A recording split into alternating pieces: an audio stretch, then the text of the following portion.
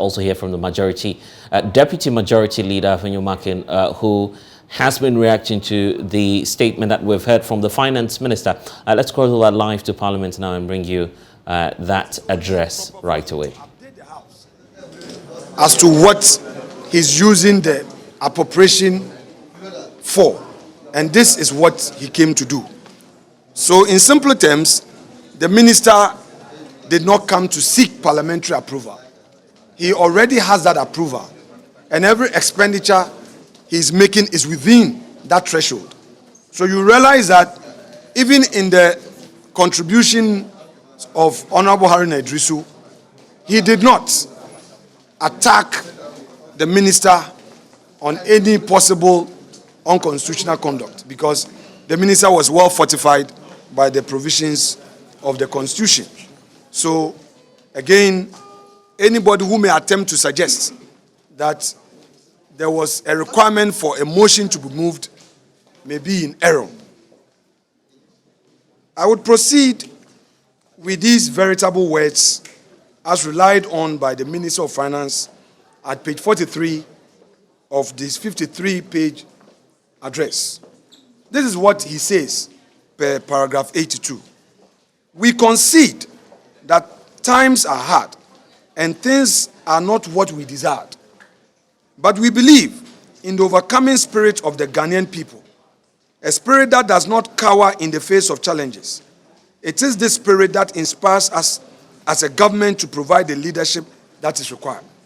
All of us know, as a matter of fact, that the NPP government, upon assumption of office, took immediate steps to implement without delay every single social intervention program it promised while in opposition.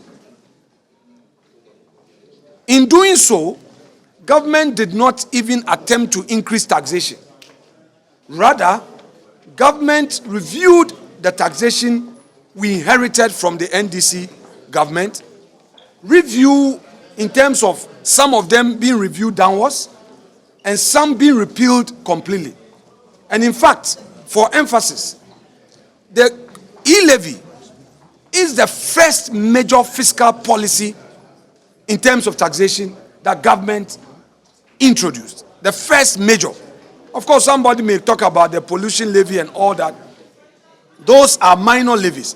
But I'm saying that a major levy that was introduced to address some fiscal challenges was the E-Levy. Again, it is of importance for all of us to remember that when the NDC was in office, Ghanaians cried on the NDC government for a reduction in electricity tariffs. This, the NDC government, it could not do.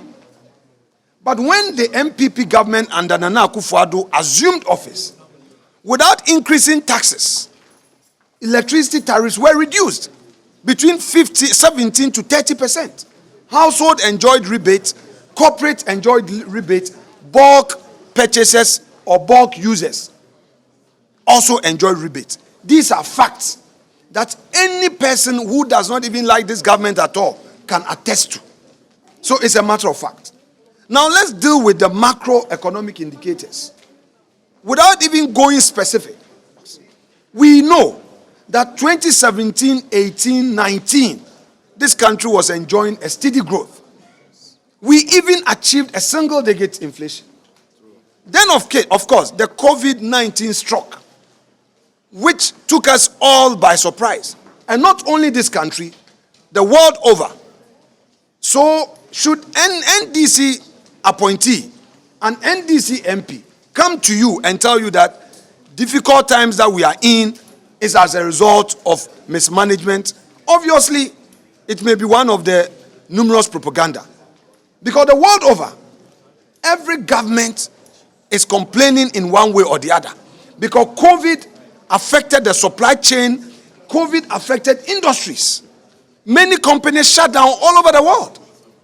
We were all held as prisoners in our homes because we needed to stay at home so that we would not escalate the spread of the COVID in our country. It affected production. The worst of it is the current Russia-Ukraine war. Iron rods that are used by our private sector for construction come from Ukraine. Obviously, the supply chain is affected. Obviously, the costs of importing will not be the same as previous. Now, cement, the paper for bagging cement comes from Russia. As we speak, companies that are involved in the manufacturing of cement have difficulties in getting the required quantity for bagging. It's affecting industry. Flour, wheat, we know wheat comes from Ukraine. Quite a sizable percentage of world production of wheat comes from Ukraine. Once there is this war, which is a force majeure, obviously you don't expect things to be the way they were. So for NDC to go to IMF when there was no such world crisis, to turn round and claim that they are better managers of the economy because we have to go to the IMF now for sustainability, for support, for fiscal support, for them to help us to balance our payments, means Ken Ofori-Atta and his team are incompetent. It's rich, to say the least. It leaves so much to be desired. I see the posture of the NDC as the usual politics. As Mr. Speaker described, it is unfortunate, and that we all thought this democracy has come far. But they would not want to reason with us by looking at the real issues. It is our submission as a government that we are focusing on reviving the economy. That is why government is still putting in place incentives to support industry. The 1D, 1F is still a major private sector initiative of this government. That if we are able to industrialize, Ghana will be beyond aid. And that government is focused on. Let me touch on free SHS. We would, for the umpteenth time, at the risk of being repetitive, re-echo the fact that many of our young girls and boys were left out because their parents or guardians could not afford secondary education. I stand here as a member of parliament. It was by luck and the grace of God that took me through secondary education. If I was not that lucky, if the grace was not sufficient at that time, between 1995 and 1997, I would have dropped out. In my final year at St. Augustine's, it took the bursary of Parkway Syndrome, which bursary I won, that got me to register and pay my final year fees. Can we talk about the many more Ghanaians, then and now, who were in my situation and did not get any help? So I do not want us to water down the investment this government has made in the free SHS. It is a major investment. Millions of Ghanaians are benefiting. And today, somebody from the hinterland can have access to first-class school. This, I believe, we must sustain. And government is saying that it is not giving up on it. Previously, we could hear many students graduating from our nursing schools and having to stay at home for 4 years, 5 years. Today, I dare any NDC member to challenge me by saying that we have over 3 years graduates staying at home. All of them have been absorbed into the system. They've been employed. If you go to the security services, many of our youth, and the minister has provided the statistics, the mainstream public service, we know that government has continued to recruit for the various new districts that were created, for the various agencies, and these are facts. Today, the minister has provided the figures, and it is up to the NDC to challenge it for them to meet their own cul-de-sac. I will conclude by saying that this government remains focused. We are We'll also have it, the reaction of the majority to the media budget review by the finance minister. They're indicating clearly what it is that government intends to do about the economy going forward. We'll keep our eyes on Parliament and definitely bring you some updates later on in our subsequent bulletins. We also need to touch on some other issues, but before we do that, it appears that the Deputy Majority Leader, Afenyo-Markin, is rounding up on a number of issues as well. We can just listen in and give you some updates. Out onto the radio station with their appointor seeking to lead this country one more time. What did they do when they had opportunity? In comparative terms, in relative terms, can they say that they did better than this government? No. So that impression must not be created. I'm happy my respected colleague, Honorable Hawa Kumsin, is here. Look at the interventions that we have made in the fishery sector. For 8 years of NDC in government. In fact, they even got CDB facility. One of it was to fund the coastal development project, the London Beach project.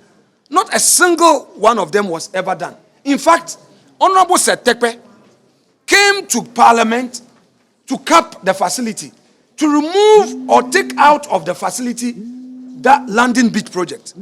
NPP came. They doubted us.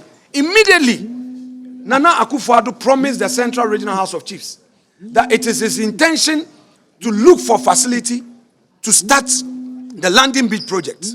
As we speak, from the original 5, we have done excess of 10. My own constituency, Efutu, has benefited. A thing that the fishermen cried for it for many years. Today, such major investments are happening at our coastal line. What more can we expect?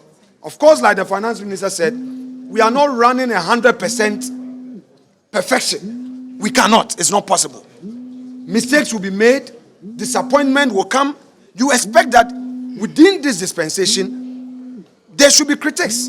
It keeps you on your toe as a government. So I agree. But then the NDC should not create any misleading impression that they are better than the NPP in terms of governance. So I will call on Ghanaians to keep faith, remain focused, have trust in this government. If today they are calling on the finance minister to resign, they are personalizing governance and attacking the finance minister, we dare ask them, did Setekpe resign? Did their ministers resign? No. Because in spite of their incompetence, they still believed in the collective. Today, they are proud to re-represent. They are proud of former President John Mahama. They want him to lead the nation again. They say they have no other choice apart from him. Is that so? If it is so, they should give us the opportunity to transform the economy where it became a problem as a result of COVID and Ukraine-Russian war. We have demonstrated that with the policies in place, we will be able to get out of this. So we conclude by saying that temporarily, we walk through the valley of the shadow of death. We as a government shall fear no what? Evil. Because the Lord is with us. Yes. His rod and his staff will comfort us. And he will prepare a table before Ghanaians in the presence of all those adversaries. Yes. All those who are naysayers will see the glory of the Lord manifesting in their lives. And they will know that our determination has given us victory and we shall never return to any NDC rule. I thank you so much. I will hand over to my respected colleague who would proceed to address you in our three dialects. I thank you so much indeed. Deputy Majority Leader Afenyo-Markin there addressing the press in Parliament after the Finance Minister's address a while ago.